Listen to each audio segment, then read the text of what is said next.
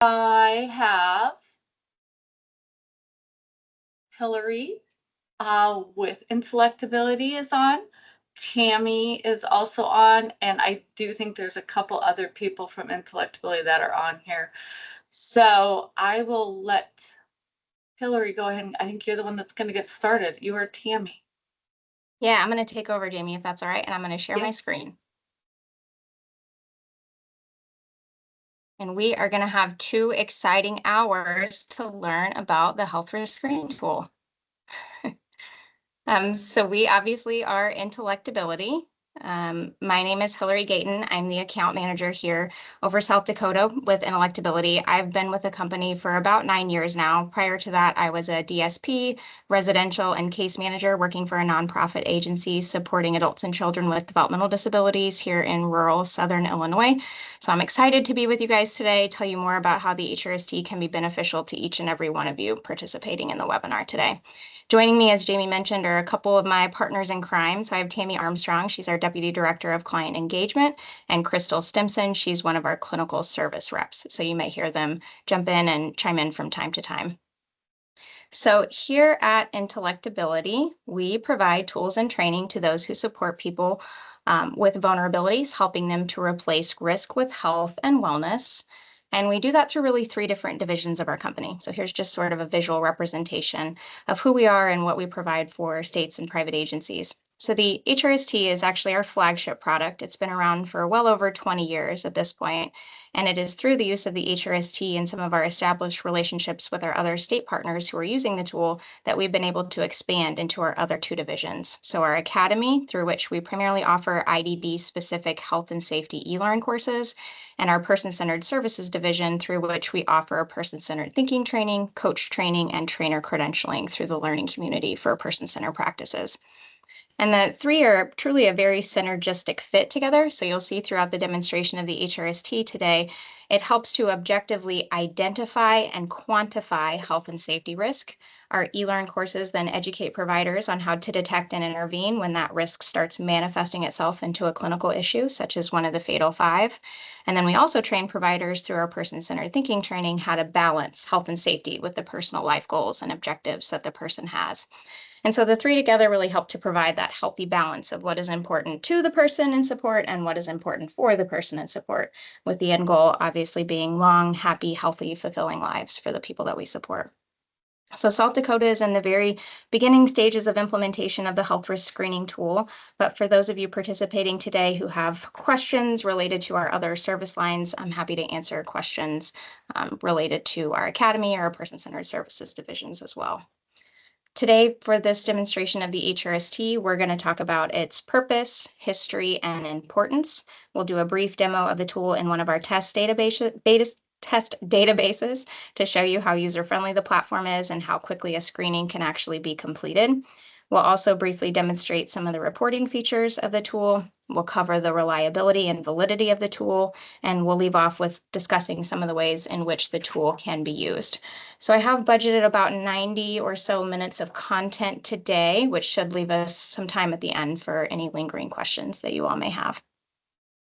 So what is the health risk screening tool, or HRST? It's a web-based instrument developed to screen for health risks associated with intellectual and developmental disabilities, physical disabilities, traumatic brain injury, disabilities associated with aging, children, and really any other vulnerable population.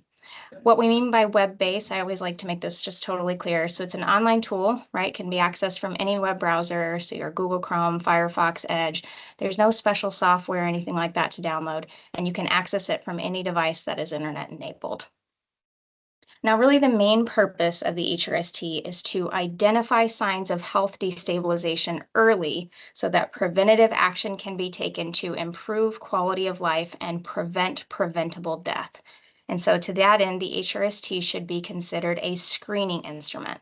So this should not be confused with a more in-depth assessment process, but it can be used to determine what types of further assessment or evaluation might be required.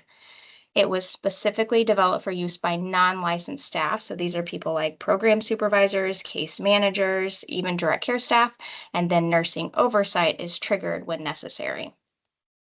What can the HRST be used for? So you'll see throughout the demonstration today that the tool quantifies health risks based on objective criteria. So the tool works by asking some black and white, yes, no, objective questions and assign scores based on the information it gathers. Those scores then can be used in a variety of ways related to resource allocation algorithms. But in addition to really quantifying health risk, the HRST also helps in mitigating those risks. So for my fellow CSPs who are listening today, this is really a key component. The tool produces service and training considerations based on the screening, which then gives you as a team some immediate follow-up actions to take. So again, we're not only pinpointing the person's risk, but then providing support to the team on how to address that risk. It also enables ongoing monitoring of the person throughout their time in services. We generally ask that it be updated at least annually and then throughout the year as the person's health status changes. Can be used to help ensure continuity of care, even in times of high staff turnover, which I know providers across the country are still really grappling with. And it can help to facilitate safe transitions. So when we talk about any kind of transition, maybe from one group home to another, from off the waiting list and into services, from intermittent maybe into 24-hour services, those are all great times to think about utilizing the HRST. So that's a great segue because the roots of the HRST really lie in transitions.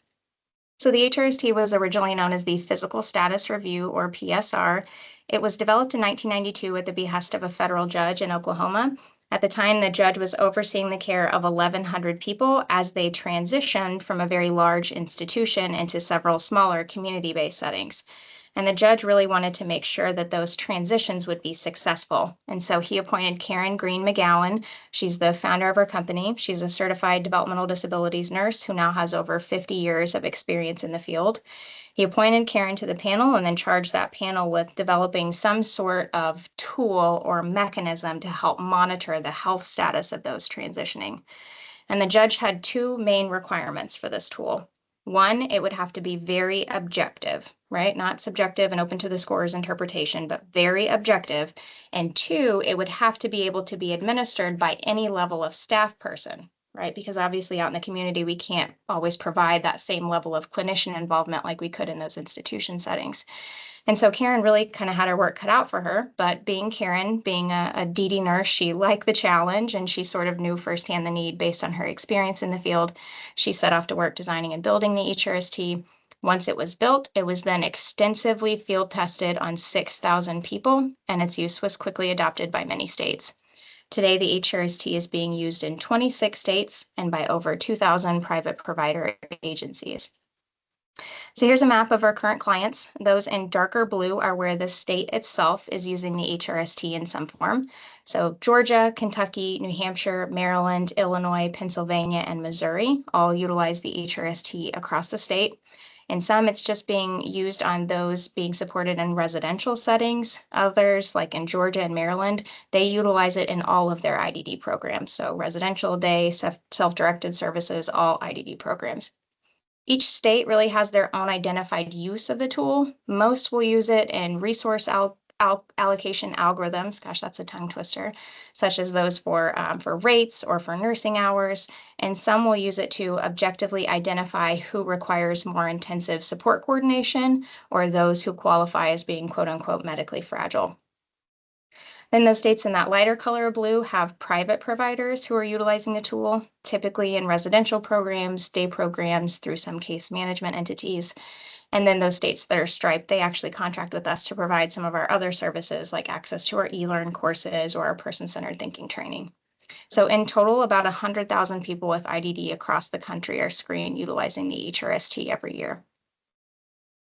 So why is a tool like this important, right? Where is the gap? Why is something like this needed? So today, those with IDD are largely being supported in their day-to-day lives by staff who may have very minimal training. In most cases, it's direct care staff who have a high school diploma and little to no clinical experience, like me, right? But even the wonderful nurses and physicians in this field are often not trained in IDD-specific clinical issues.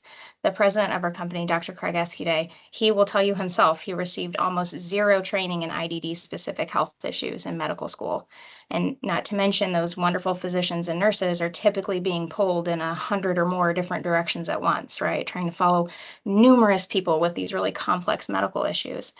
And so my point is just that these issues, lack of training, lack of supporters, they're not confined to just our frontline supports, but they're really systemic in our support delivery systems. And then to further compound the problem, the people that we support often don't use words to communicate, right? They may not verbally tell us what's going on with them and try to communicate that in other ways. We hear the term behaviors tossed around quite a bit in this field. And many times, unfortunately, instead of interpreting what those behaviors are trying to communicate, the team may look for a quick fix to the immediate presenting behavior, which is often in the form of a medication, like a psychotropic medication or a mood stabilizer, which brings me to the concept of diagnostic overshadowing. So in 2022, and you all may have seen this, but the Joint Commission issued a Sentinel event alert defining diagnostic overshadowing as the attribution of symptoms to an existing diagnosis rather than a potential comorbid condition. And so I heard in my years at the provider organization accompanying people in support to their doctor's appointments, yeah, he bangs his head because he has autism. That's just what they do. When in reality, he had an untreated, very painful ear infection, and it took 3 visits just to get that diagnosis. Or, yeah, he may be taking a long time eating, and he may cough a little here and there, but that's just probably because his anatomy is slightly different because he has CP, when in reality, he was slowly dying from chronic silent aspiration and an incorrect prescribed diet. Or, yeah, she's confused, she has Down syndrome and she's 50. What do you expect? When she had an untreated, very painful UTI. And I know everybody listening probably has their own stories. This is very real. It happens on a daily basis, and people are dying because of it. So what can we do about it? How does the HRST help us? So the HRST is really designed to help bridge those gaps. It helps us to connect those behaviors that we see, things like aggression and self-abuse, to capitalize on some of the more subtle signs of health destabilization, things like coughing after meals, weight instability, and increase in falls, and then direct, targeted clinical and training actions. So it helps to identify root cause, to organize a better picture of the person's health so that we can get them proper treatment quickly. And obviously, the sooner we act, the better the outcome will be. So how does it do that, right? How does the HRST help us to identify root cause? How does it work? So it's a simple 22-item scale designed to find out which people are at most risk of illness and health destabilization. And again, I really want to point this next part out. The tool then responds, producing actions that empower support staff in the form of special attention and prevention. Those are those service and training considerations. Here are the HRST categories and items. So again, there are 22 rating items that are labeled A through V that fall under 5 categories. And so the way that this works is there are a series of basic black and white, yes, no, objective questions associated with each of these rating items. Each item receives a score. Each category receives a score. We work our way through the tool. All the items and categories receive scores, which then results in an overall healthcare level for the person in support. And these are the HRST healthcare levels, levels 1 through 6. Level 1 would be someone who's generally healthy in the population. Level 6 would be someone who probably required 24-hour nursing care. So again, this is a uniform, valid, reliable score, which we'll talk more about later, that helps to really objectively quantify the health-related risks that the person has. Now, I want to point this out because this is often a common misconception about the tool. The HRST is designed to capture health risk regardless of the amount of support that someone receives. So take Mary here. Mary utilizes a wheelchair for mobility independently. She largely transfers independently. She has had some instances of skin breakdown and has a diagnosis of GERD, but when she encounters those issues, she can self-administer her own treatment. She also takes Abilify on a regular basis to combat some mental health related issues. So if we screen her using the ICAP, she scores pretty high, right? Because she requires pretty little support. But if you screen her utilizing the HRST, she also scores high, but that indicates that she has a high degree of health risk. So she scores a 3 on ambulation. on skin integrity, on gastrointestinal related issues. And remember, this is on a scale of 4, so a 3 of 4 on all of those rating area items. And then she receives a 4 on item related to transfer because she has a history of a fracture during a transfer, and she scores a 4 on psychotropic medications because Abilify is associated with having tardive dyskinesia.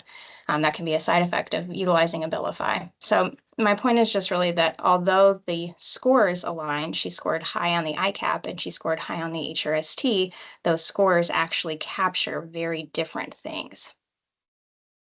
So now utilizing these scores, we've really quickly and objectively determined who is at higher risk, right? They've all been assigned a healthcare level of 1 to 6, and so we know pretty quickly who's at higher risk. But how do we mitigate those risks? I'm going to keep coming back to this over and over and over. The HRST is all about transforming data into action. So let me show you what I mean by that.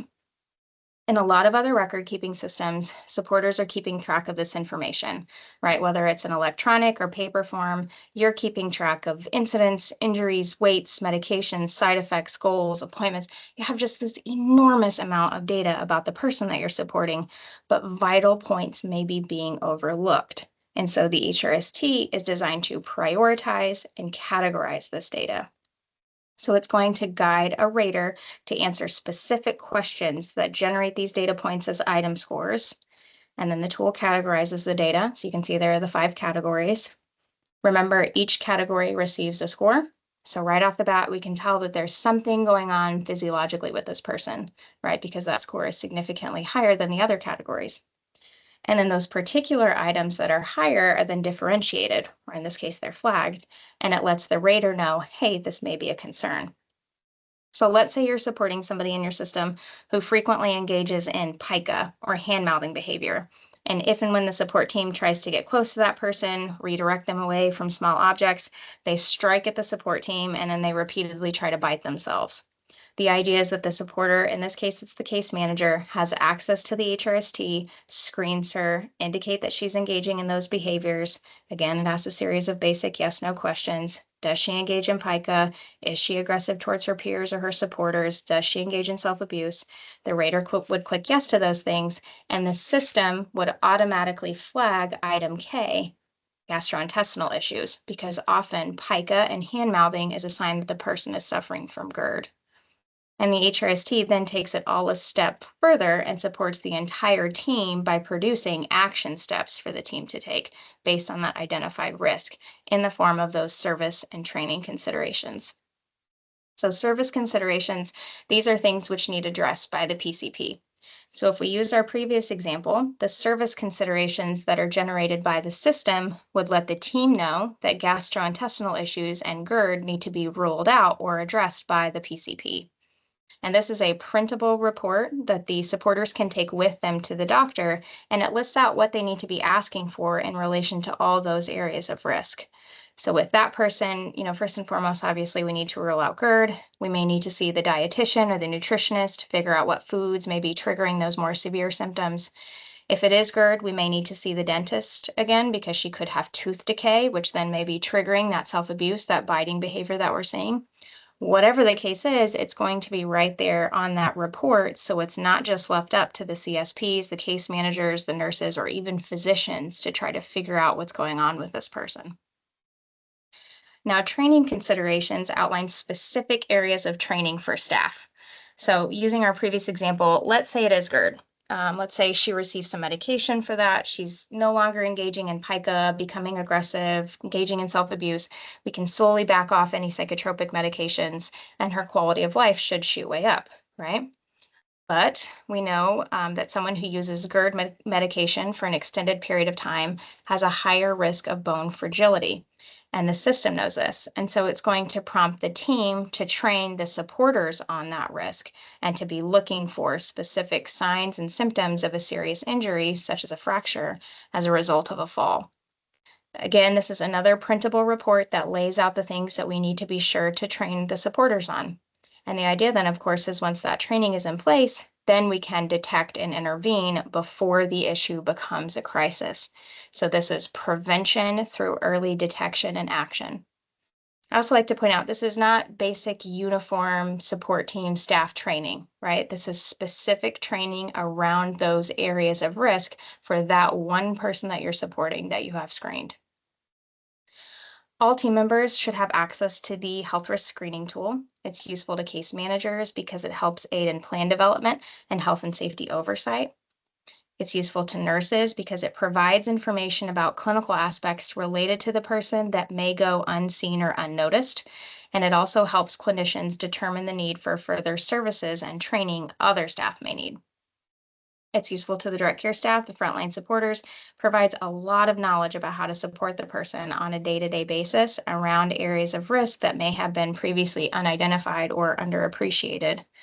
It's useful to family members. It helps them to more effectively advocate for their family member, to better understand underlying risk and how providers are helping to support their loved one around those. And it's useful to physicians as well. It helps aid in the accurate evaluation, diagnosis, and treatment for people with IDD. So a couple common questions that we often receive are, one, how long does it take to complete? So the initial screening takes between 45 and 60 minutes, depending on the complexity of the person. Updates often require very little time to complete. How often is the HRST administered? At least annually to ensure the person's health status is stable. And then we ask that it be reviewed and updated when the person's health status changes. So any ER visits, hospitalizations, especially if you start noticing a new pattern of behavior, we would ask that you jump on the HRST, update your answers to whichever rating items have changed, and then pull those service and training considerations again and make sure that there's not some underlying medical condition going on that may be driving that change in behavior that you're seeing. Well, what does it look like? Okay, so at this point, I'm going to jump over to Google Chrome and we're going to log into our free trial database here. I'm going to use my username and password. We have to attest to our identity. This is just an extra layer of security that we have. We're logging in again to our free trial database, so you're going to see a bunch of made up names and demographic information. There's no PHI or PII in this specific database. Again, we're taken to a message center. You can send a message to another user. We also have system notifications that are configurable here in the message center. I'm going to jump up here to our person served list. And we're going to start by looking for somebody who hasn't been screened yet. So I have it filtered down to look at Amy, which is what she's the record that I'm going to work with today. But if I take that filter off, now you can see everybody that's in existence in our free trial database. I'm going to go back to Amy here.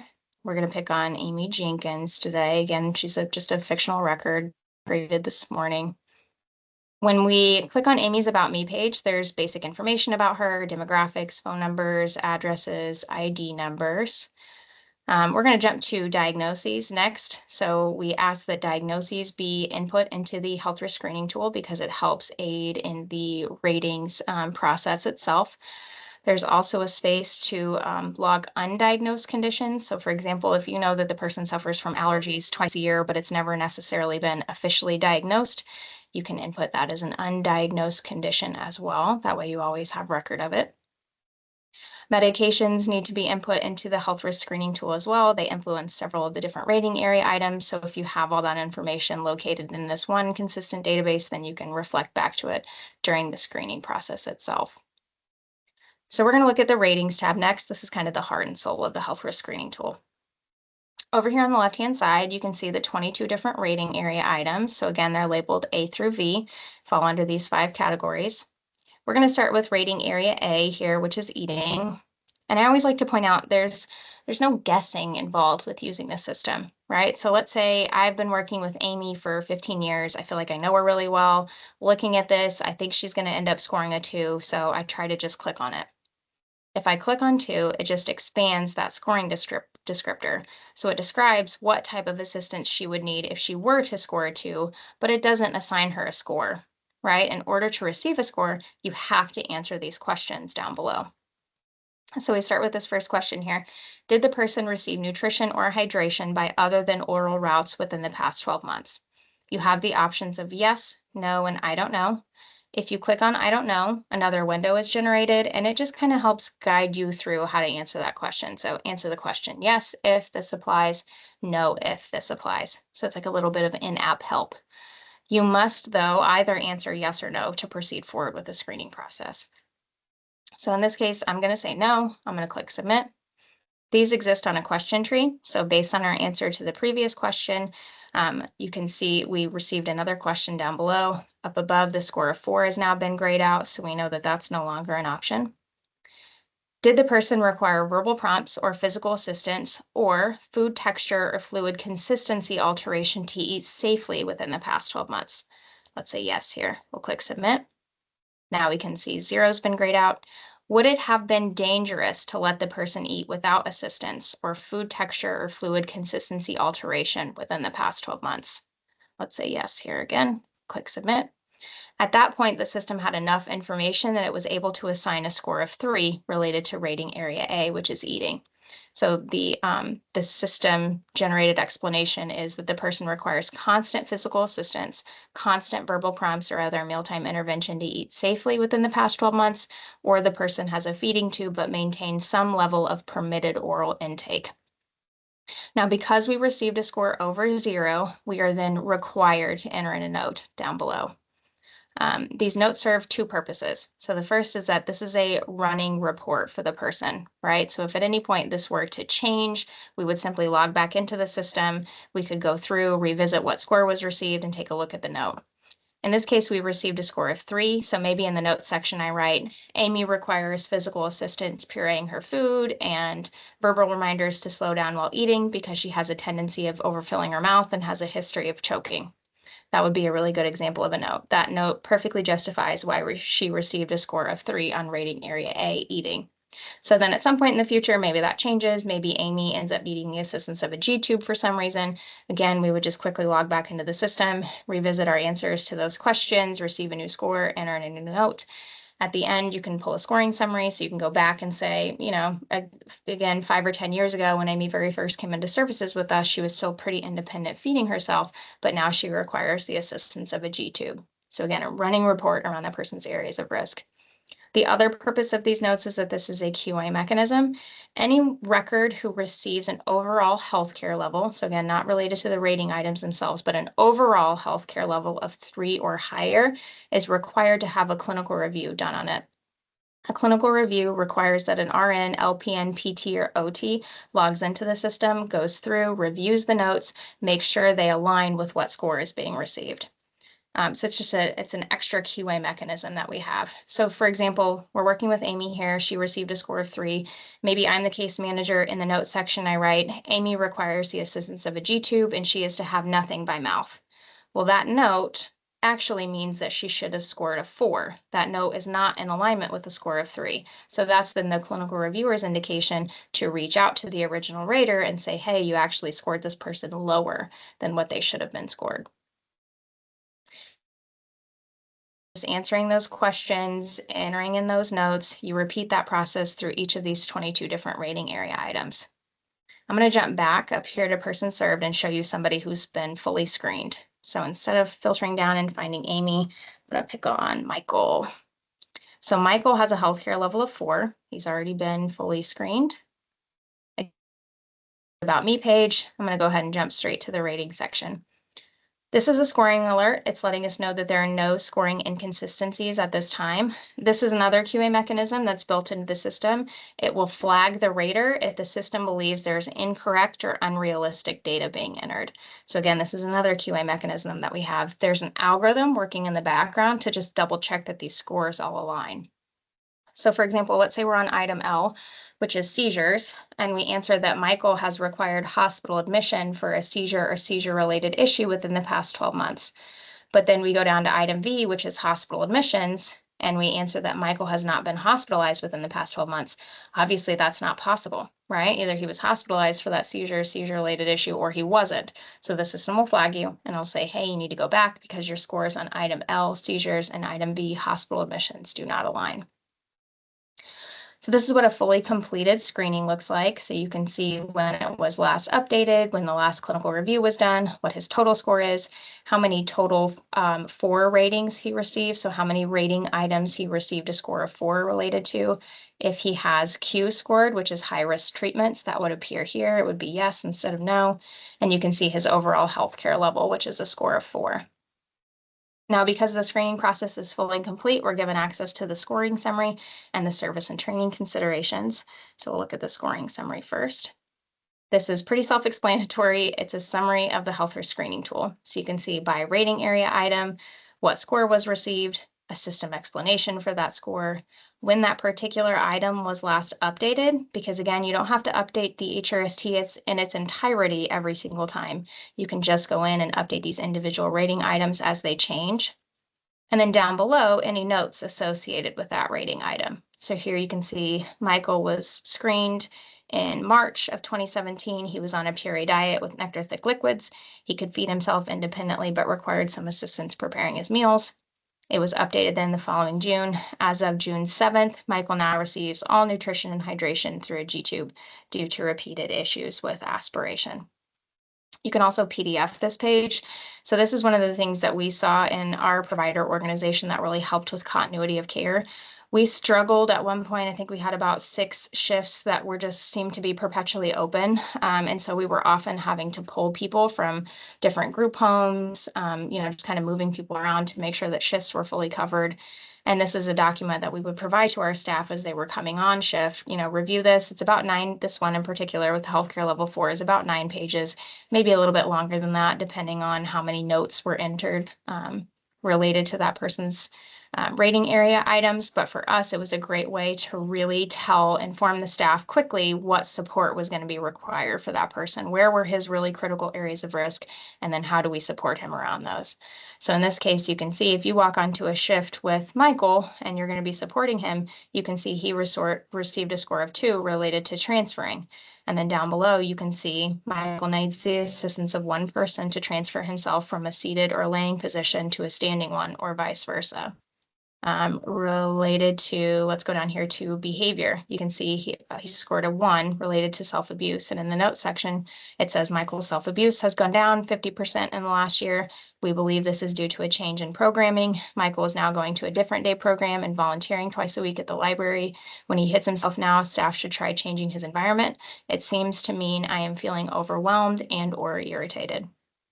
So again, if you haven't worked with Michael in several months, that's great information for you to know quickly. And as opposed to, obviously we would encourage, and your agency probably has its own policies and procedures around reading the person's ISP or their person-centered plan. But in those really acute emergency type situations, when you need to quickly orient supporters to how to care for this person, this is a great resource for doing just that.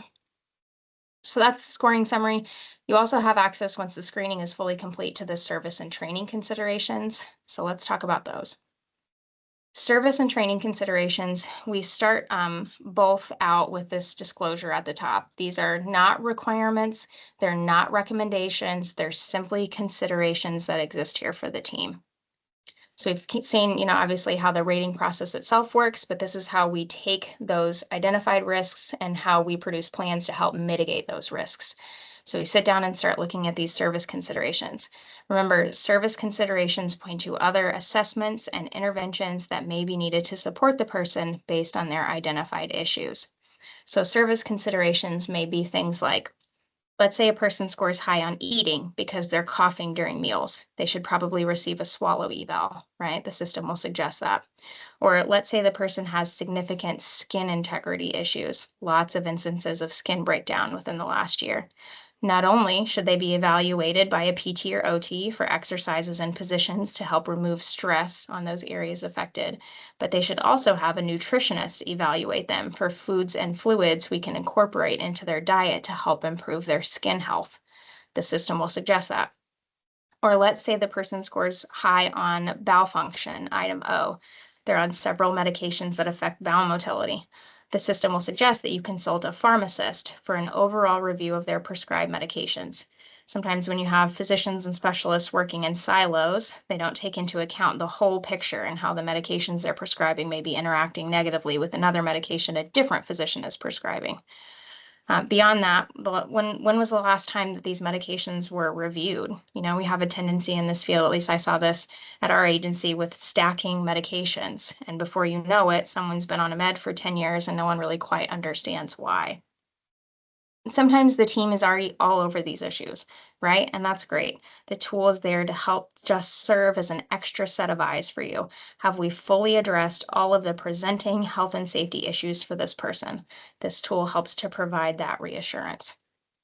Something else that I always like to point out and emphasize is that the service considerations and really the team's discussion around them should help promote the use and understanding of the biopsychosocial model. Is the behavior that we're seeing the result of a psychological issue, an underlying medical issue, or is an environmental issue? So here you can see related to item J, which is psychotropic medications, this person received a score of 4. Michael received a score of 4. We're under the personal support team, and it says, determine if environmental factors are contributing to the need for psychotropic drug use.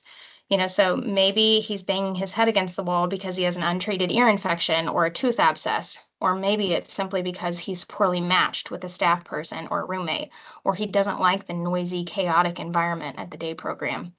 Often just prompting these sorts of questions helps to facilitate better, more productive team discussions so that we can start eliminating possible causes. And obviously, the end result is something that we all want, right? Which is a better quality of life for the person in support. So those are service considerations. Training considerations, these are set up much the same way. So again, these are not requirements. They're not recommendations. They're simply considerations that exist here for a team.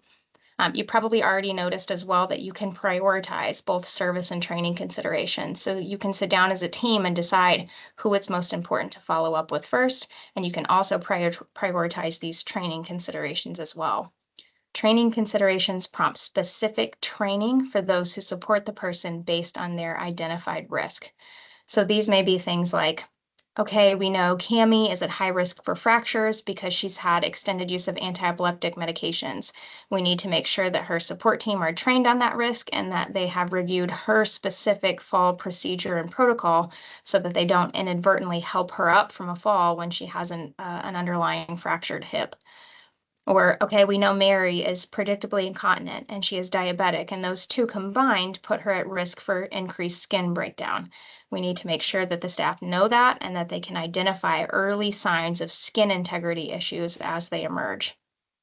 Or, okay, we know Sean has had 6 near falls within the last year, and his scores on item falls and ambulation have both increased. We need to make sure that the support team are trained to provide that support when he's ambulating, perhaps utilizing a gait belt during transfers, and that they're prepared to execute his fall protocol if and when he falls again. And not only can you pinpoint for this for the individual person that you have screened and screened here related to training considerations, but you can also pull aggregate reports which show you as a provider which training considerations are popping up most frequently for those that you have in the system that you have screened. And that's kind of a good segue really into our different reporting suite. So I'm going to go up here to person served. We're going to jump back here. I have it filtered down to look at Michael. I'm going to take that filter off. So now we're looking at every single person that we have in our database. You can see that you have a number of different filters that you can turn on for reporting purposes. So if you wanted to filter down and just run a report based on people being supported at one provider agency, you could, based on a caseworker's caseload, based on a service being provided, based on a region. Right now I have all of those filters turned off. So we're going to look at some reports that we can run for everybody that we're supporting that we have screened in this database. So I'm going to go up here to reports and click on standard reports. There are over 100 reports that are already built into the system. We also have a custom report builder, which just basically has a bunch of filters that you can toggle on and off so you can build your own reports. But of the 100 that are already located in the system, for example, you can pull a report that shows you change over time. So if you want to quickly see whose healthcare level has increased or decreased over the last 3 months, you could pull a report that shows you that. Or let's say you want to look at this distribution category and you want to look at the healthcare level distribution. You want to see, okay, how many people are we supporting who have a healthcare level of 1? How many have a healthcare level of 2, 3, 4, 5, and 6? Now, if you click on that portion of the pie chart down below, it's going to filter and it'll show you only those people who have scored that healthcare level of 6. You can also schedule reports as well. So if there are certain reports within the system that you want automatically generated to you and emailed to you, on whatever basis, once a week, once a month, once a quarter, you can schedule those reports as well. All right, so I'm going to jump back to our PowerPoint here. So we've covered what it looks like. We covered some of the reporting features.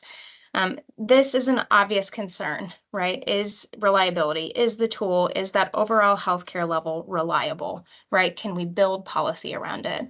And the short answer is yes. Just to kind of recap, this tool has been designed and applied over the last 21 years.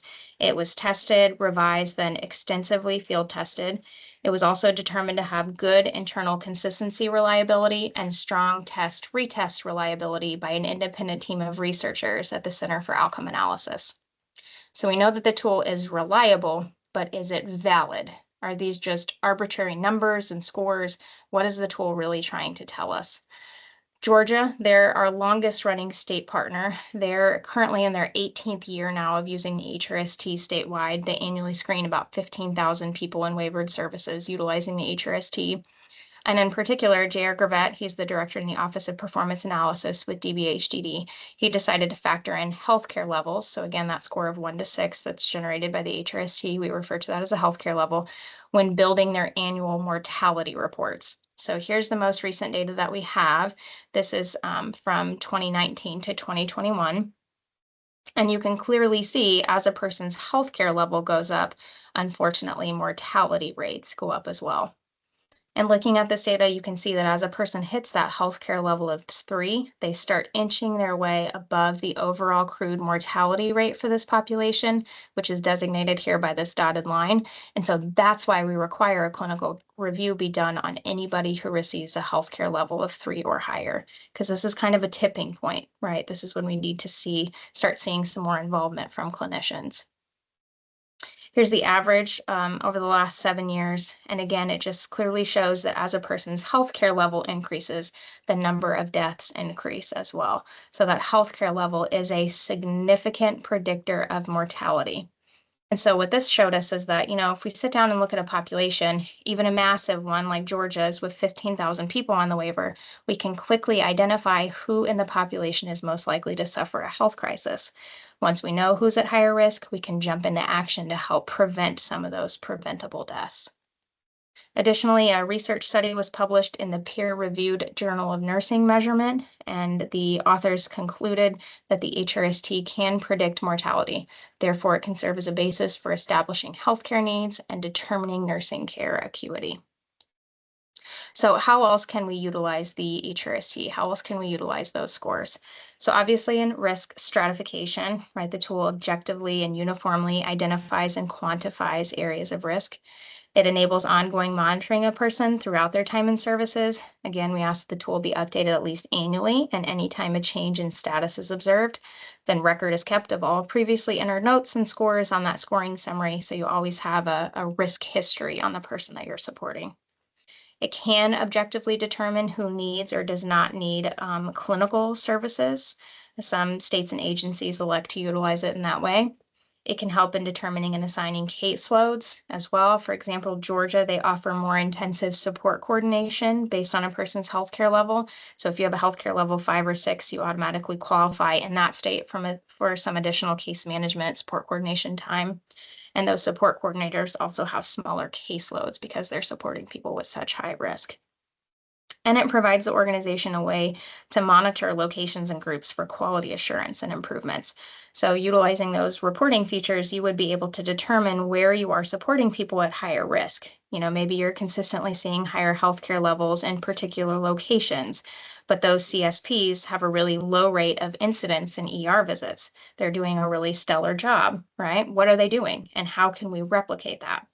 Or maybe as a case manager, you see, oh, I see eating as a high area of risk for this group of people on my caseload. So that tells me that maybe I should visit their home during meal times to get a better understanding of how the CSP is supporting the person around that area of risk.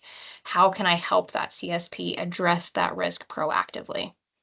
Or maybe you see, okay, people in this particular region are scoring high on ER visits. Why is that? Are there signs of emerging issues that are simply going unrecognized by staff, by the support team, and then resulting in those ER visits? How do we get ahead of those, right? What training or additional support can we help provide to those support teams? And that's really the message, right? And that's sort of a good segue into the next section. What I want you to leave the training with today is that this tool can help you, right? It can help you as a CSP, it can help you as a case manager, it can help your clinical teams, and it can help your state better understand the unique work that you all do and what is required to keep the people you support healthy and safe. And above all, which is what we all want to do, it can help improve the quality and quantity of life of the people that you support. So I'm going to turn things over to Tammy and Crystal. They're going to provide you guys with an outline of a couple case studies, just to sort of give you a more practical application of how the HRST can be used, an overview of the HRST and that's application. So Tammy, I'll turn it over to you. Okay, thank you. Yeah. We're going to meet Paul now. Paul's going to be our first case study we're going to look at. And Paul is going to turn 50 in December, on December 23rd of this year. He shares a home with 3 friends who all love basketball. He attends a workshop Monday through Friday where he assembles parts for a local company. He has 24-hour support, and he needs some verbal prompts, physical prompts for some of his ADLs and just other tasks and activities throughout the day. He uses gestures and a few signs to communicate. And Paul has difficulty transitioning between activities, and he can become very aggressive towards staff if he doesn't want to cooperate or move on to the next part of his day. However, as a side note, Paul always is ready to go to the dining room for his meals. There's no transition issues with mealtime for Paul. You can see there that his diagnoses are moderate IDD. He has an oppositional defiance disorder, intermittent explosive disorder, pica, and obesity.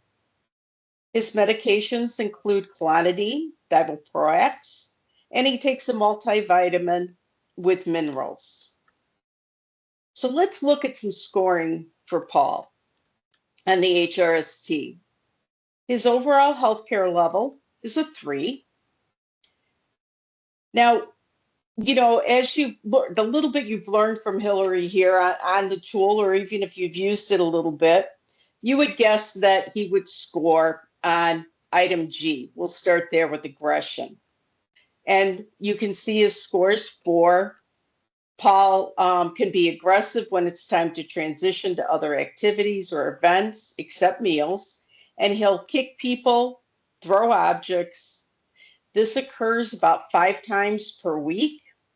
And in the past 12 months, he has kicked staff 3 times, causing bruising and swelling to them, broke a chair, an iPad, and a window by throwing things. So you've got a good picture of Paul's aggression there. The other thing that I wanted to point out is to look at what we picked up is that in scoring Paul, he fell twice in the past 12 months when attempting to kick staff, which, you know, we think, okay, that makes sense, right? And then under eating, one of the things that we picked up in the note is that Paul needs supervision to make sure he doesn't eat any inedible objects. So at mealtime, he's, you know, feeding himself, he's eating, there's no diet restrictions or food inconsistencies or changes that way. But the staff are keeping an eye on him so he doesn't pick up the napkin and eat it or some other type of non-edible item. We didn't really pick up yet in looking at things for that pica behavior. And one of the things that the HRST does, those rating items, Hillary talked about, you know, they work together. There's that algorithm. There's a communication, you know, going on between those rating items because the HRST looks at risk from a lot of different angles. Now, pica would typically be picked up in self-injurious, self-abusive behavior in item F. But oftentimes, people don't think of pica behavior necessarily as being a self-abusive or self-injurious behavior. But the tool, again, looking at risk, also looked at not only in self-abuse, but also looks at that pike and hand mouthing. And Hillary, pointed this out in the one person that she was talking about earlier, is with that GI score, that gastrointestinal. It specifically asks in there, does this person exhibit any hand mouthing or pica behavior? So there's one place, another way that we captured that risk for Paul. So when we look at that, we're going to look now at just some of the scores and a few of the examples of some of the service considerations that came from the scoring. So because he had that gastrointestinal score of 3, it talks about the evaluation for hand mouthing and pica or other behaviors that prompted scores under the gastrointestinal thing.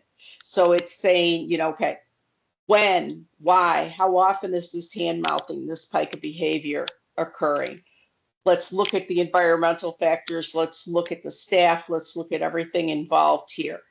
Another recommendation that came out of from the considerations, another thing to think about was a GI, gastroenterologist, going for that assessment. Does the person have reflux or GERD happening or occurring there? And it picked up on that false score, even though the false was only scored a 1. One of the things that it pulled out was to have a PT or OT assessment for any, sensory or anything that might be contributing to those falls. And you may not think that that's a big deal, but as you get your team together and you talk,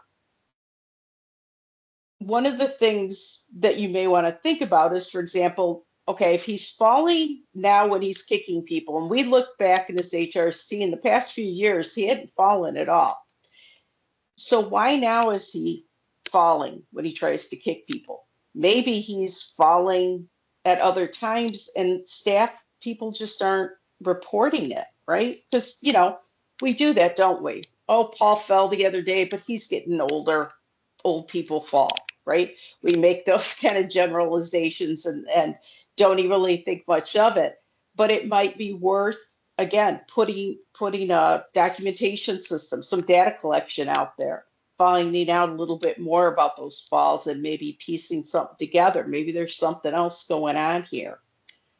The other thing that we thought of with Paul, you saw he takes a couple different psychotropic medications. So obviously he scored there in item J for psychotropic meds.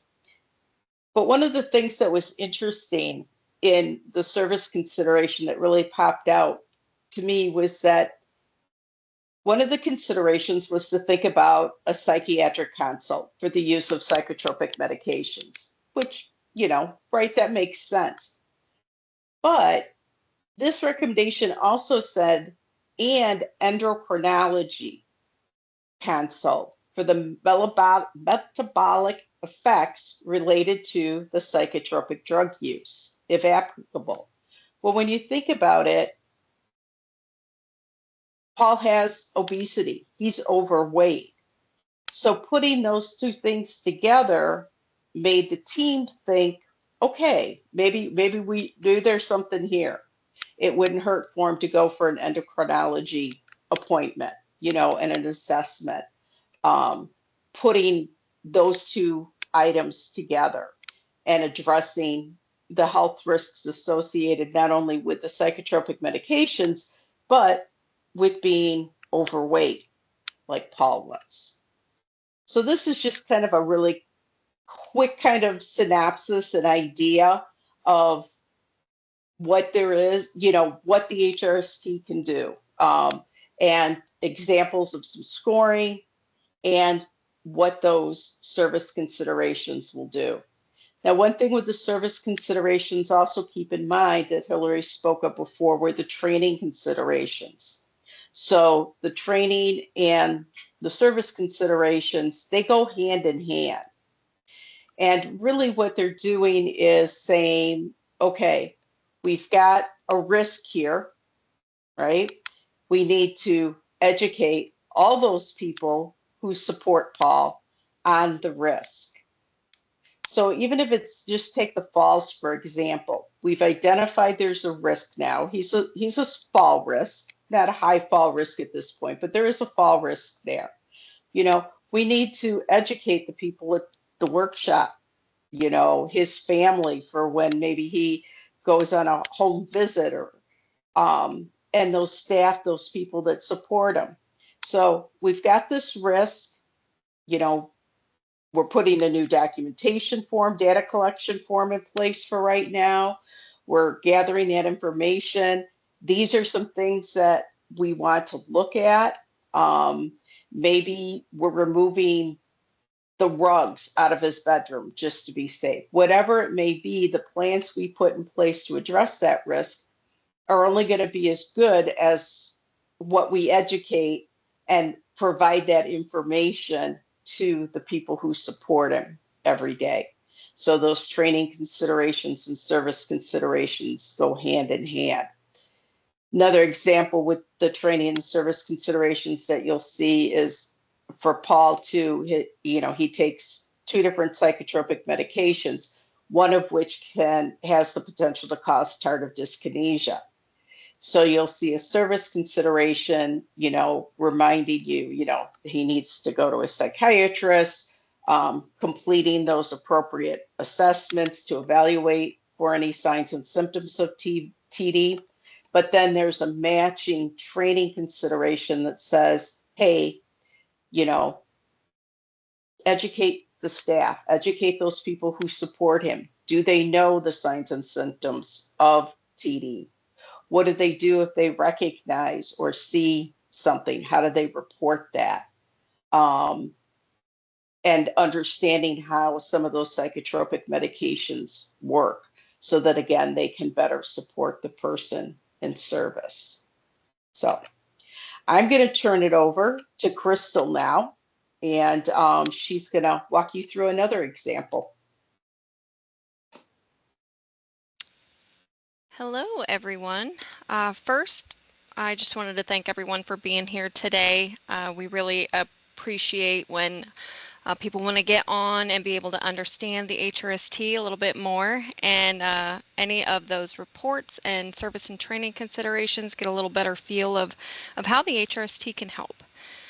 So let's go ahead. We'll meet Sue. Sue just had her 27th birthday in July. She does live in a group home with 2 other individuals, and she volunteers to walk dogs for the neighbors during the week. And that kind of speaks to my heart, because I'm a dog person myself. And she loves animals, and this is something that she uses as a coping strategy as well. She is able to communicate verbally, but she does have difficulty in expressing her emotions.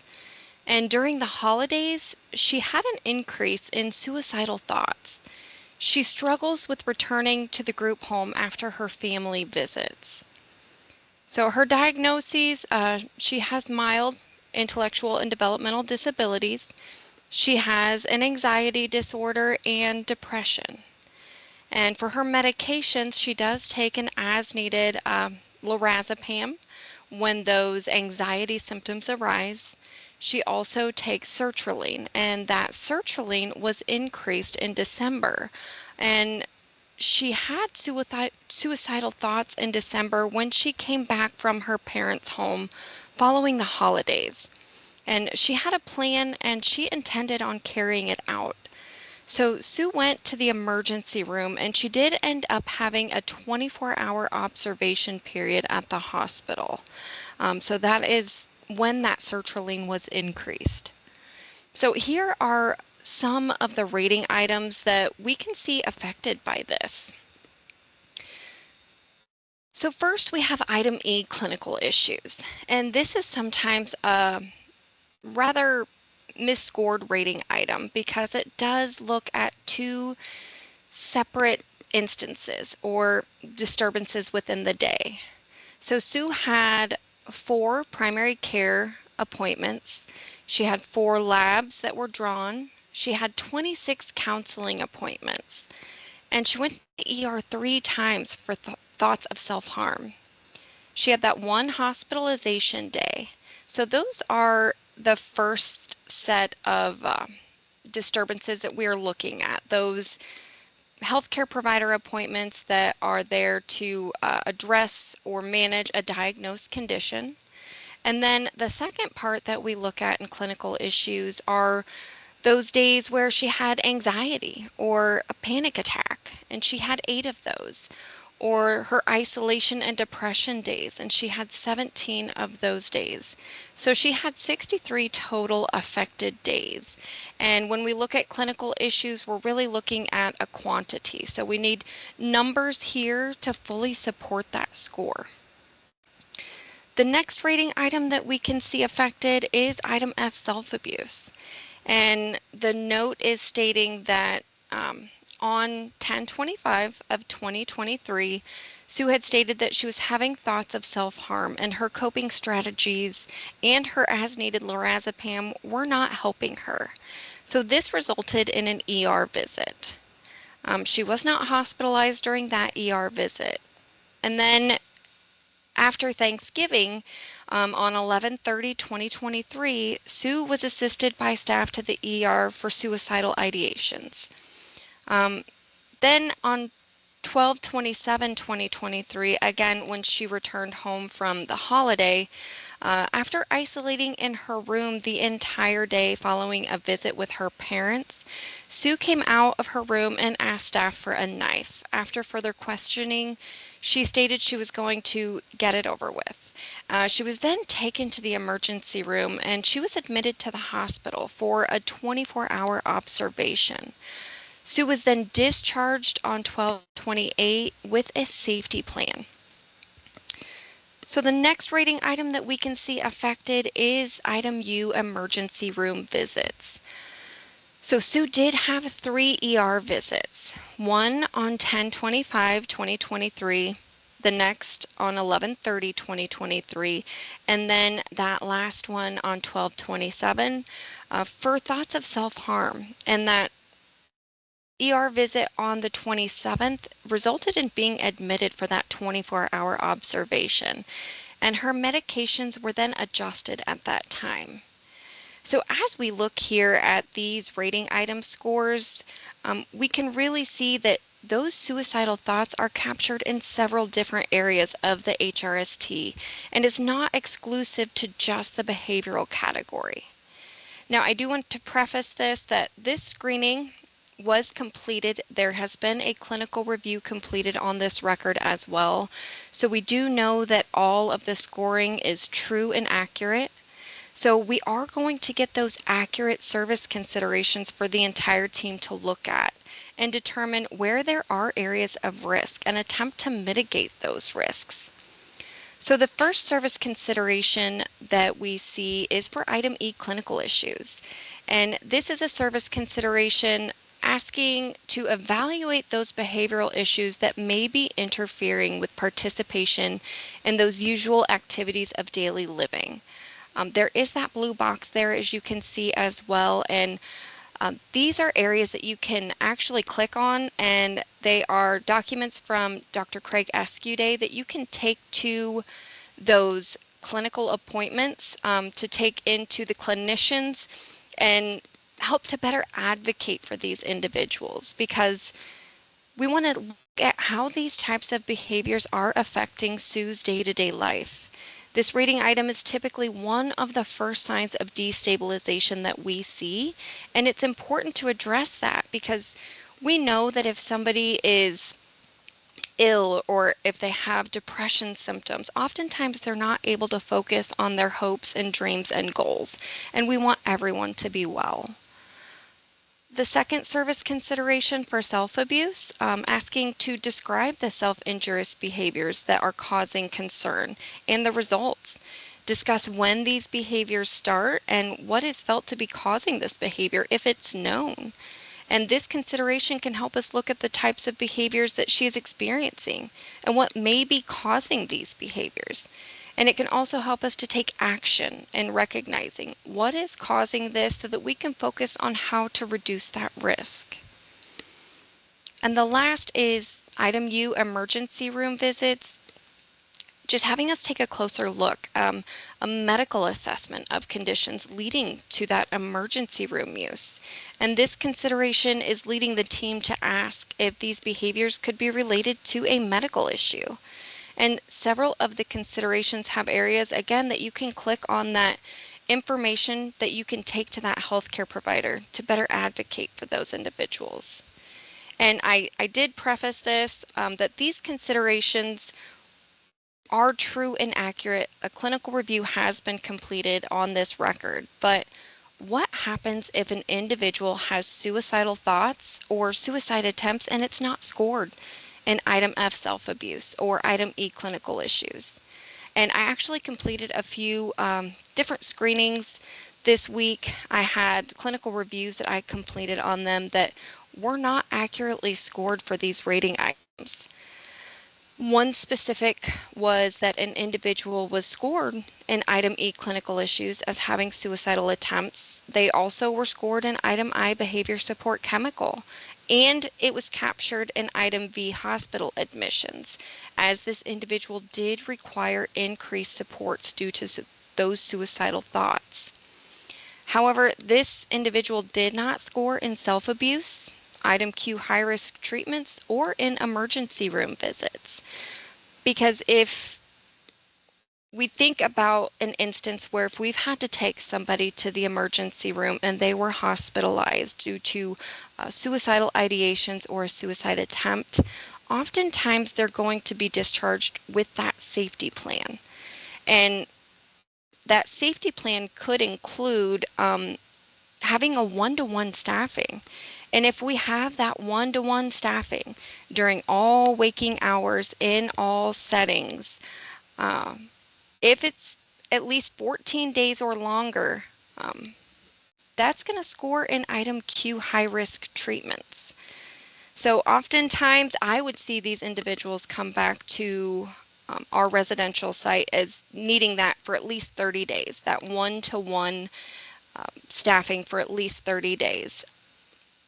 Or it could even be up to 6 months. But if they do need that increased staffing, it could score for item Q, high-risk treatments. So after looking through the scoring and leaving clinical review feedback on these records, I went into the service considerations. I wanted to see what types of service considerations were being generated. And there was a consideration for item I, behavior support chemical, and it asked to describe those circumstances that cause the person to need additional medication for mood, mental status, or behavior. There was also one for item B, hospital admissions, and it asked to describe those issues that resulted in the need for hospitalization. So these service and training considerations were leading the team back to why these additional supports are needed, and in turn could focus on those self-abusive behaviors and form a plan as a team to help mitigate risks surrounding those behaviors. And oftentimes, we don't think about suicidal thoughts as being a form of self-abuse, but it is very important to remember that rating item F, self-abuse, is measuring those actions taken by the person that either do or have the potential to cause harm to themselves. So it would score for item F, self-abuse. And as we've seen, several of these behavioral issues are captured in many different rating areas of the HRST. As Hillary and Tammy both spoke about, these rating items do not live in isolation. So if you have somebody that has gone to the hospital with those suicidal thoughts, Make sure that you're looking at all of the 22 rating items when you are completing those updates, because more than likely there's going to be several different rating items that are going to score for that behavioral issue.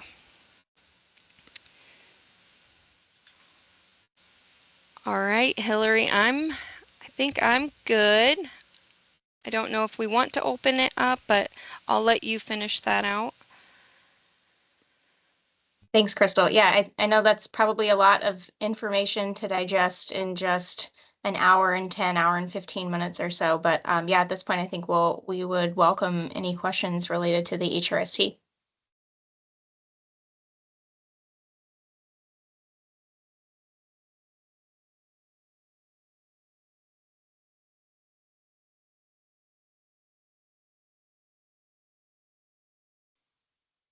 Hey, Hillary, this is Dan Cross. How are you doing? I'm doing well, Dan. How about you? Good. I have a couple questions. Well, one, I'm curious, like, do providers need to do some type of education with their physicians and things like that, related to the assessment? My mind is just kind of like, oh, you walk into the clinic and say, hey, we got this assessment, says they need to look at this. I don't know how well that is received. Is that even an issue? I don't know. I'm just out of curiosity. Yeah, that's been brought up before, Dan, but I'll tell you in my experience and what I've heard from our other users who utilize the HRST and use it to advocate for the people that they support in physician appointments, is actually the physicians they're very receptive to the information. I think I talked a little bit about this, but Dr. Craig Escuday is our president, and he's a family physician and he learned everything in this field. There's no IDD specific training that they take in medical Right. school or in nursing school. And so for them, I think it helps them really objectively see where the person's areas of risk are, but then it provides further action steps for them to take. So it's almost as if they're like, Sure. oh yes, great, there's already an action plan in place. I know reviewing these service considerations, I need to make sure this person gets a swallow eval, and I need to refer them to a PT, and I need to refer them here and there. So it kind of lays out that action plan for them. So in my experience, physicians are very receptive to this information, but that being said, we do have a document that we can provide to you guys that will help orient community physicians on the HRST.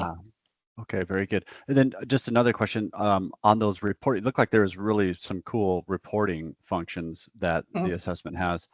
So would the division be able to, like our state department, the Division of Developmental Disabilities, would they be able to like look at the system as a whole and be able to determine, hey, we're supporting this many people that are this risk category and that risk category? That could be helpful, I think, system-wide.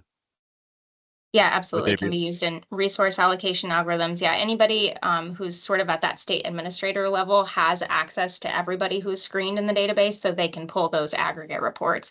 But even on a provider or a case manager's caseload, they also have access to those reports, so they can run those reports based on the people that are screened just at their provider agency. Obviously, they don't have Okay. access to those being supported outside of their provider agency or outside of their case management entity. But yeah, those reports exist at every level, really. Providers can utilize it, to look at the service and training considerations, see which ones are popping up most frequently. They can use it, to determine what training supports they put in place for staff.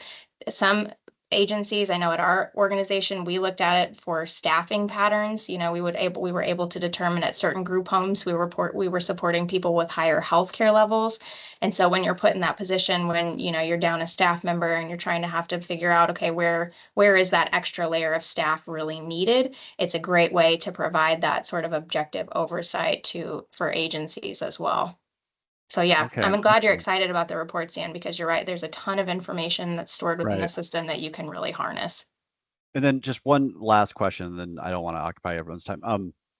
So I thought I heard in just one of the previous case studies there that one of the considerations that came out as a result was indicating, that you might need a one-on-one type of a staffing kind of a situation, or might need more intensive care type of a consideration. Is that correct?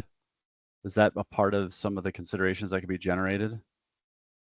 Crystal, I see you came off mute, so I'll let you jump in. Yes. So there is, it's item Q high risk treatments, and there's a plethora of criteria. Within, we have expanded scoring descriptors, and it's within our knowledge base area of our site, and it will provide all of that kind of criteria. But there is one specific one that is, if the individual requires one-to-one staffing, within arm's reach during all waking hours across all settings, and that support person has no other responsibilities, that will score there in item Q, high risk treatments. Okay. And it doesn't necessarily have that service consideration that comes out of there, but if it is scored, it will have some training considerations as well that come into that for, staffing issues, because it is specifically for behavioral purposes. It's not for medical purposes, or if somebody has self-directed services or something of that nature. It is strictly for behavioral purposes. And you'll also be able Okay. to see that harnessed in either rating item F, self-abuse, or G, aggression, because it will capture those increased supports that are needed. Okay. I understand. Thank you. Yeah.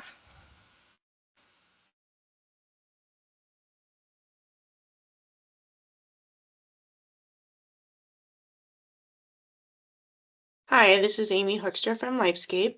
I wanted to ask how the HRST scoring is impacted when a person does have, say, a highly structured routine and one-on-one staffing because of past behaviors that presented a serious safety risk to maybe that person themselves or to other people.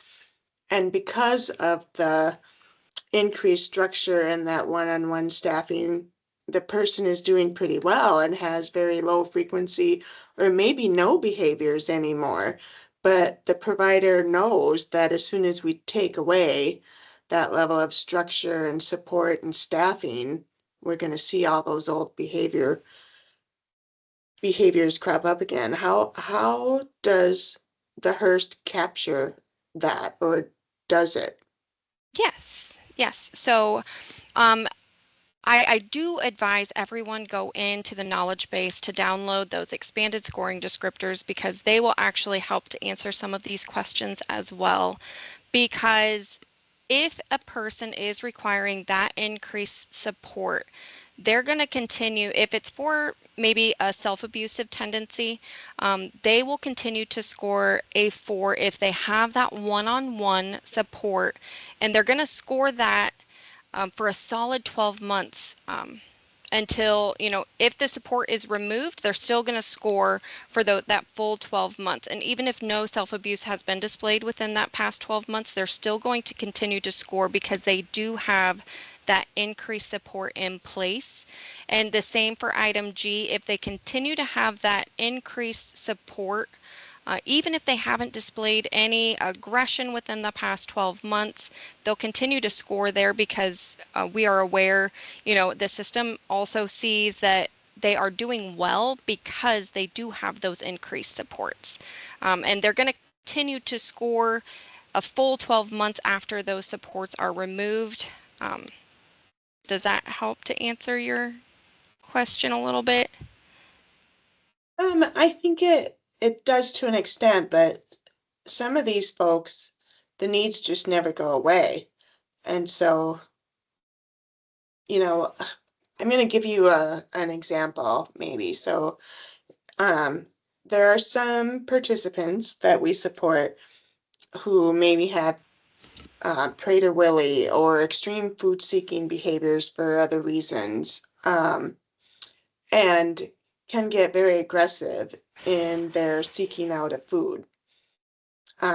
We have an individual that has picked up another participant with both hands wrapped around that other participant's neck. We have somebody who shoved a person out of the way and broke their hip so that they could access that person's food.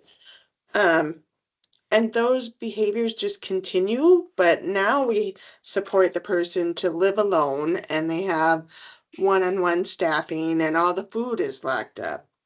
So with all those controls and that, that structure and that one-on-one staffing, the behaviors don't really occur anymore.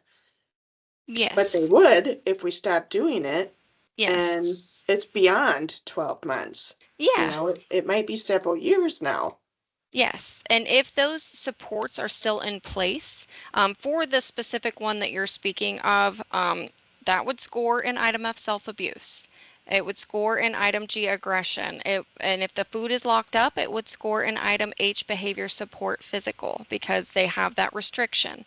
If they do still continue to have that one-on-one staffing, it would receive a Q score, and it would continue to score in all of those areas for the duration of the person's life if those supports are never removed. So it's going to continue to score as long as those supports are still in place. So then maybe my question is for Jamie, because I think we're getting caught up in the ICAP guidelines then on whether or not the HRST gets triggered. Because you're not seeing the documentation in the past 12 months. So that you're not allowing severity on the ICAP to get scored a 3 or a 4 for those So, people. yeah, Amy, that would be in the ICAP and the new guidelines. We did address that. So maybe so I've scheduled those ICAP trainings, we can have that discussion during that time. Or if you want to give me a call, we can certainly talk about that. Mm-hmm. Yeah. Okay. Yep. Thank you. Yep. Thank you.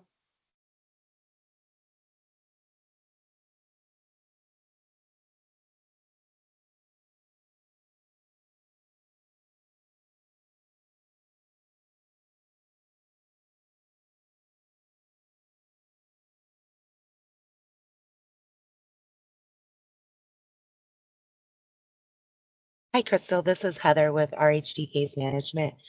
I did have a question.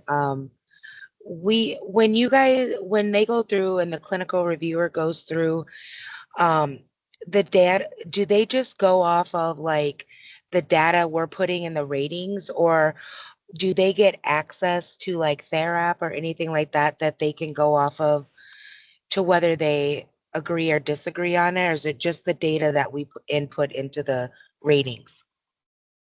Yes. So when I go in to complete a clinical review, I am only strictly able to see what information is put into the HRST screening itself. So any medications, diagnoses, and the rating notes, that's all that I am able to see going in to complete that clinical review.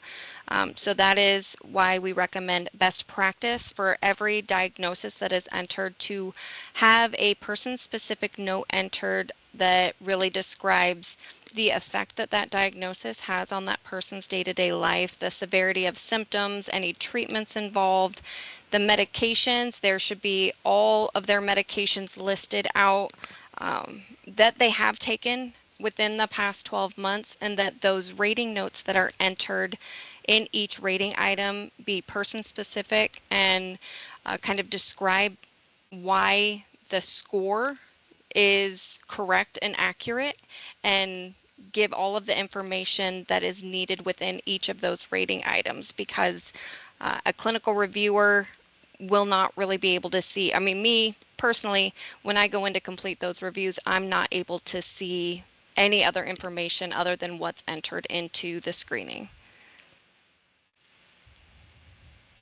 Thank you. Mhm.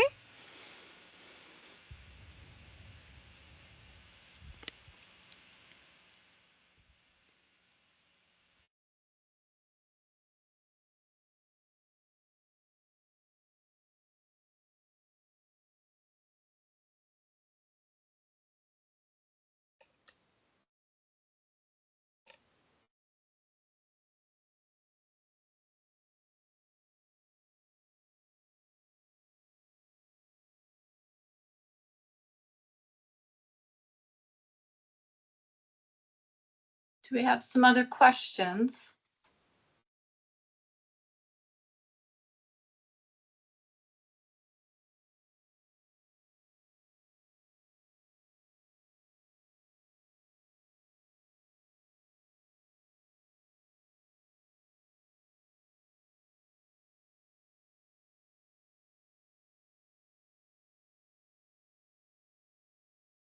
Hey, Jamie, it's Teresa.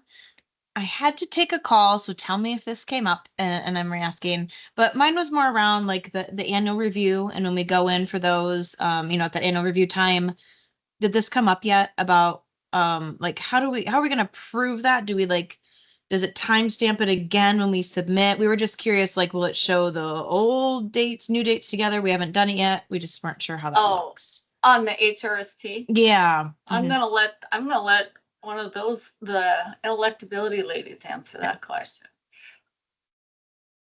You want me to take this one, Crystal? Sure. Okay. What it does is when you go into update, it will do a timestamp in two different places. One is when you re-answer the questions, it puts a new date there. So it shows that you reviewed the questions and re-answered those. And then, of course, if it needs a note, it will have a new date and time there for that also. So you'll be able to see, and everything that you put in initially, it all stays there.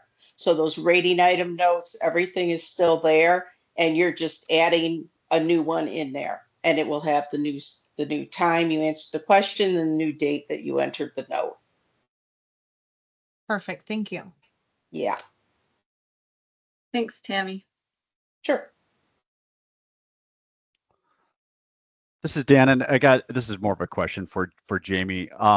I did hear yesterday in a different meeting that sounds like all the case managers now are up and trained and everything. And I thought since there's so many of us on here that maybe you could just give us a quick update on the status of that, if that's possible, just to clear that off my to-do list. Yeah. You mean the status of how many are left to be trained? Right, Yep. right. We have one case manager out of all of ours. So that's huge. So Okay. yep. Very good. Excellent. Thank you.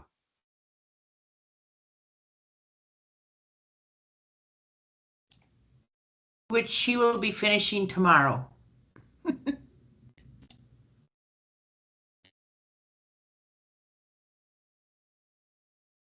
I do just have to say props to South Dakota because we have seen such a tremendous response. The case managers have been accessing the training. Their ratings have all looked really good. I mean, Crystal kind of sees this more on the clinical review side. So Crystal, I'll let you jump in and provide any feedback that you want to. But as far as state rollouts go, you guys have been rocking it. Yes, I give kudos to you guys every single week during my service meeting because these are probably the absolute best screenings that I have ever seen from any state provider level. You guys took that training and really have implemented it amazingly. Like I'm very, very impressed, and I make sure that I tell everybody every week how impressed I am with all of you. So great job. Thank you, guys. I did share that at one time with the first 50, but I'm glad to hear that we're still continuing that. So thank you to all the case managers and this CSPs working together to get those completed so nicely. I see Brad's got his hand raised, so I'm going to let him ask a question. Yeah, thank you. Can you hear me? Yes, we can. So this tool was initially implemented in South Dakota to help determine extraordinary support needs for folks and what the cost of funding was for those, or to get a funding amount for those folks. I don't know if I'm just missing something or what, but the tool looks great, by the way. I mean, I think for support purposes, things like that, phenomenal. I mean, I think it's got high potential there. What am I missing on how does that data connect to what the costs of those things like the one-on-one supports should be, though? I'm still not, how does that assessment need connect with the funding need or funding need? Yeah.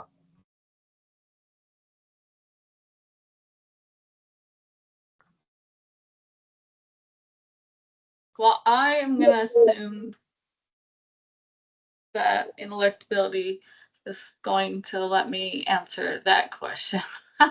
Although I will say that I have spoken with the team at IntellectAbility, and there are other states that they have connected us to that do utilize this tool in that capacity. So they have connected us up with that, and we are working on that right now. I don't know if IntellectAbility had anything else to add to that other than what I just said, because that's what you've shared with me. I don't think I have anything to add, Jamie. It sounds like that's more of a policy related question than it is necessarily an HRST related question. Yes, I agree. But I know that Hillary, you did make sure we were connected to the states that you thought would help us with that. So I do appreciate that. Yeah, Illinois uses the ICAP in conjunction with the health risk screening tool in their rate setting algorithms.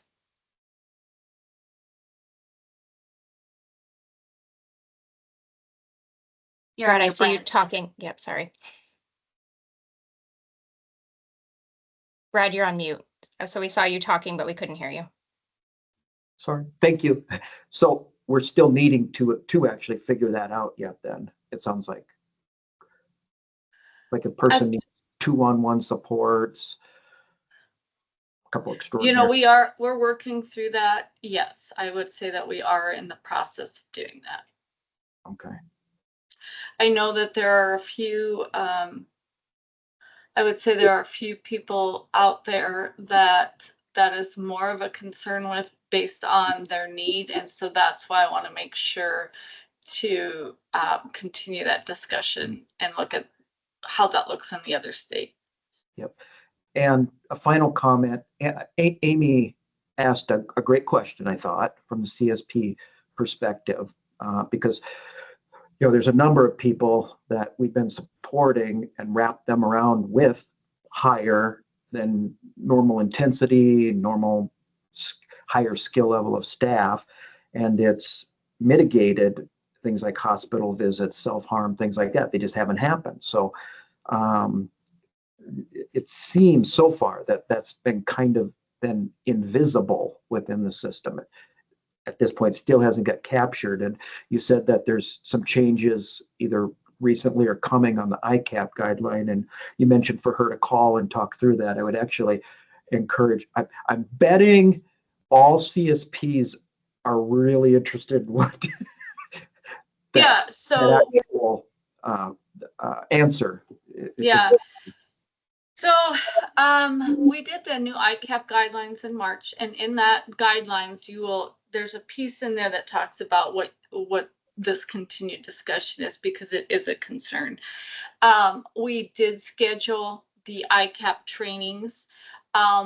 And in our last discussion with the Q&A group, we talked about that and how we could, first of all, just train on the ICAP and then answer some questions around those guidelines. So I expect when we get to that section of that training, which should be the second training, we will have that, be able to explicitly show that. But I have been, when I'm reviewing those exceptions, been sending back some emails to the case manager and CSPs, kind of telling them what we're looking for in relation to that.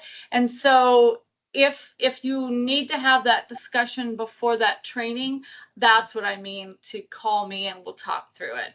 But this will be part of that training that's coming up, Brad. So because I know that you all have this question. Yeah, because we're a good 25-30% through the funding year. So Yep, getting concerned. yes. Okay. So I would encourage you to go ahead and have whoever from your provider agency reach out if they haven't taken a look at those guidelines. And if they have taken a look at them and they still have questions, then to please give me a call. Okay. As soon as you want. Okay. Thank you. Mm-hmm. Jamie, this is Teresa again. Maybe this came up too, so I apologize. There has been an advanced rater training assigned to some case managers. Is that required? Yes. But I need to do some more discussion. I don't think I was, yes, it is required. We aren't pushing that as fast as we were that original one, Teresa. So I'm trying to get everyone through the original rater training, and then we'll talk about that advanced. Okay, so because it's 3.5 hours, so we'll be having conversations about when and how to get that done. Okay. Yeah, I showed that there's the advanced rater, and then today I see there's also The clinical part. yeah. Yep. So we talked through HR, IntellectAbility about that, and yeah, the advanced is one that they would require, but it will be underneath. Should they push it through because it wasn't showing up for everybody, and then the clinical will be just a recommended. So whenever you guys want to, they don't have to do it, but we have to talk through some of the logistics before we are going to send out a full email to everyone. And that clinical one, I think that IntellectAbility could talk a little bit more about that. But if you are struggling getting through your clinical reviews, I think that training itself would help with that if you haven't are struggling with that piece. And that's like Kayla said, that's not required. Oh, sorry, Crystal, go ahead. I saw you pop off no. there. Yeah, you're good. I was just gonna say, it is just a short, very valuable training on how to interact with the clinical reviewer and what you're going to be seeing on the rater side of things once the clinical reviewer goes in, gives you feedback, where you can go to find where that feedback is and how it is going to go throughout the process.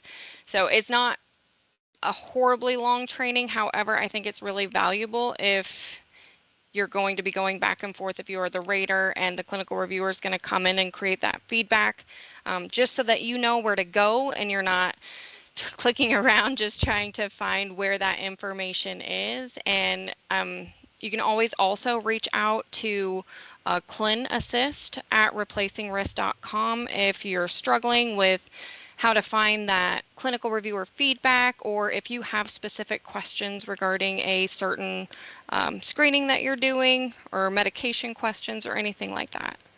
So just a nugget, this would have all been extremely beneficial and useful for those of us that had the first 50. There, it sheds more clarity on the whole process. And I think based on what you're saying with that training that's available, for those of us that have gone through that process already and done those things, it maybe not be as pressing. Yes, it's Okay. very, very beneficial, because I know I had a few emails back and forth between some of the raters. I did provide some kind of resource guides and documents, and if you do go to the bottom of your login page or the bottom of every HRST page, there is a black banner area. The first area that you can click on, it says contact support. You can send a support ticket or a clinical ticket, and then the next one is that knowledge base. And there's a lot of really good, valuable, helpful resource documents in there. And most of what I had sent to some of the raters the first round were out of that knowledge base. So I do recommend just kind of getting in there, looking around, playing around, because there's some really great resource documents in there.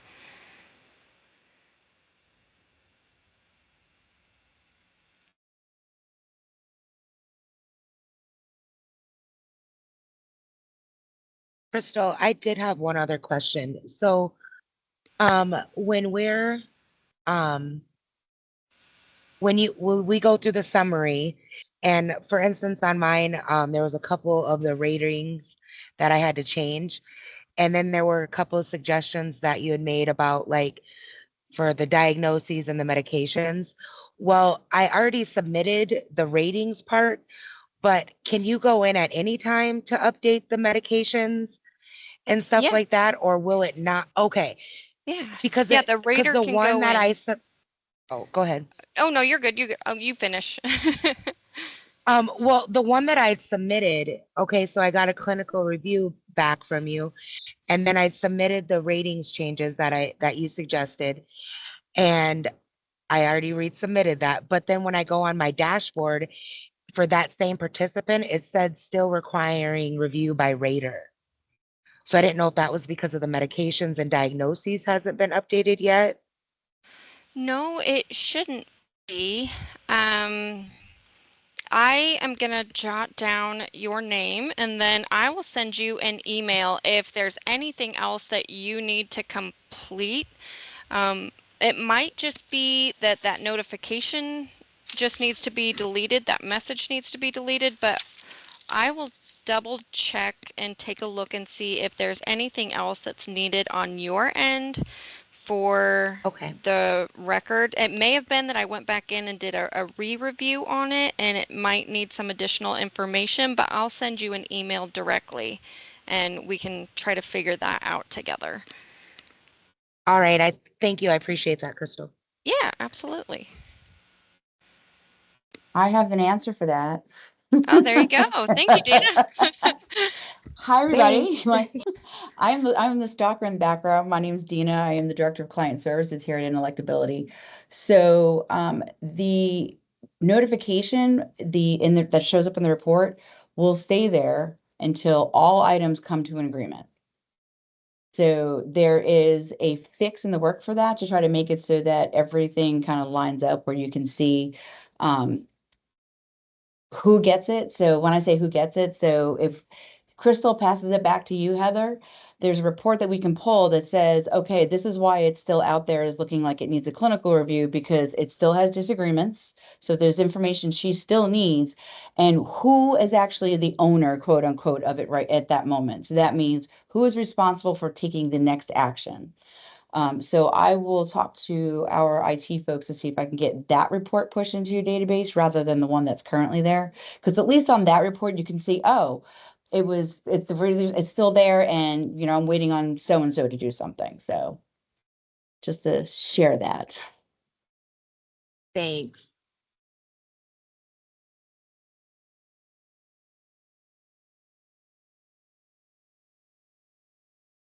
Do we have any other questions?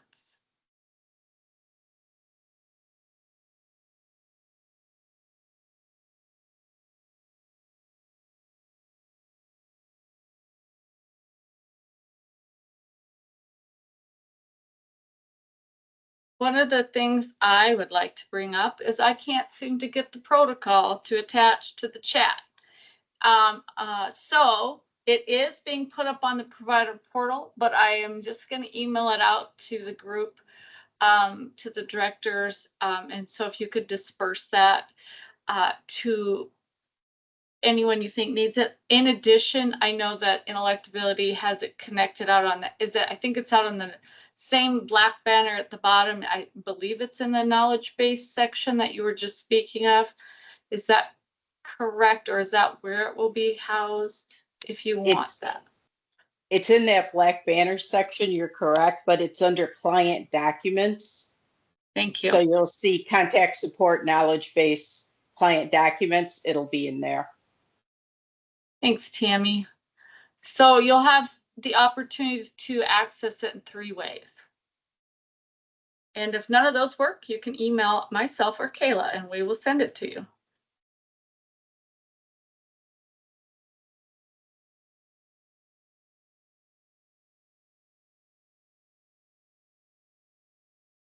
Well, we do have some things that we're coming up on, and I think I will go ahead and schedule another Q&A for the exceptions process for another couple weeks, just because we continue to move through this.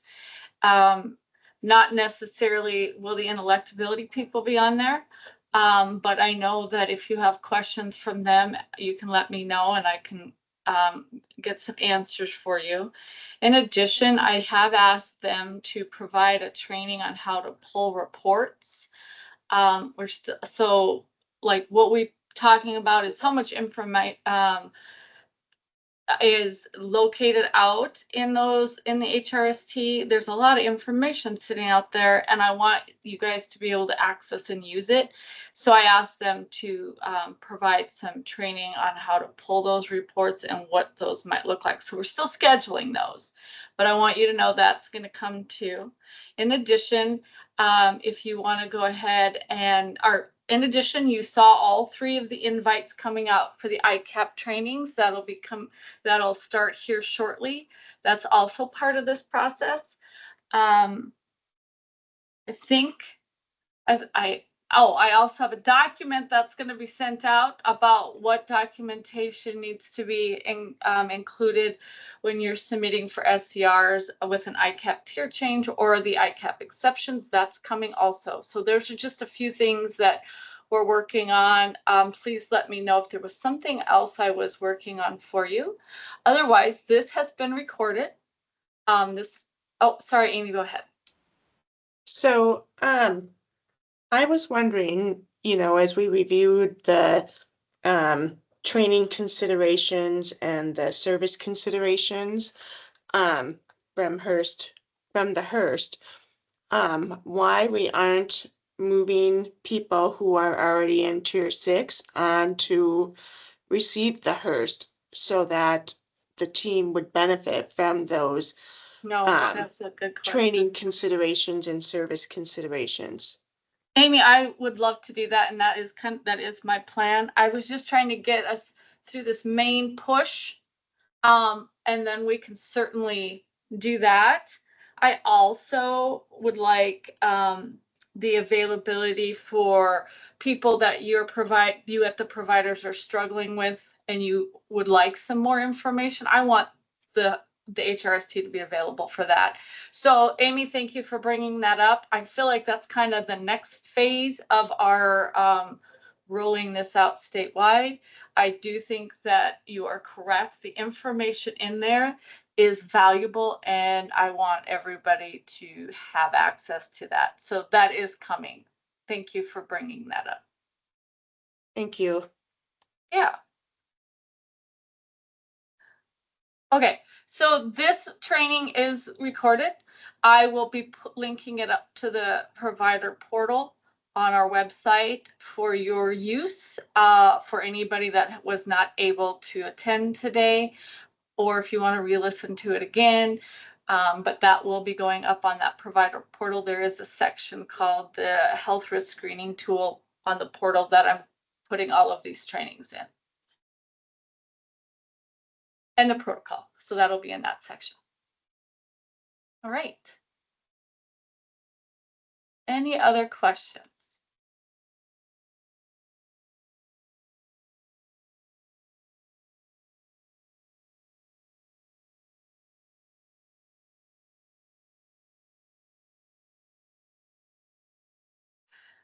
Okay, I want to thank Crystal and Dina and Tammy and Hillary for joining.